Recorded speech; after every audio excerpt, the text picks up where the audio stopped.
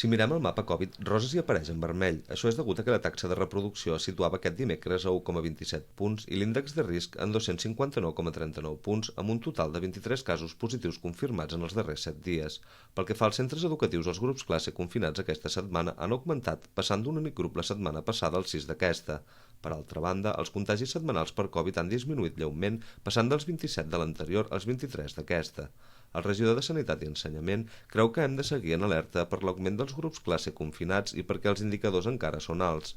Marc Danés demana que no es baixi la guàrdia i que no ens relaxem en el compliment de les mesures Covid amb l'arribada del bon temps i les vacances de Setmana Santa aquí a tocar. Jo crec que les notícies són positives. Venim d'un any molt dur, ara aviat farà un any que ha començat tot aquest tema de la Covid.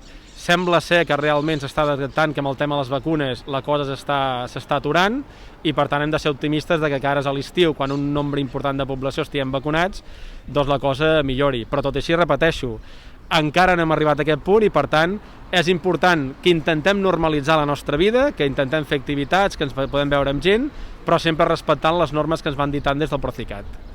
Pel que fa als grups classe confinats, 3 pertanyen al Centre Escolar Empordà, 2 a l'Illa de Rodes i 1 als Grecs. La seva reincorporació està prevista entre el 13 i el 15 de març. El nombre d'alumnat, personal docent o administratiu que ha donat positiu en els darrers 10 dies és de 7 persones.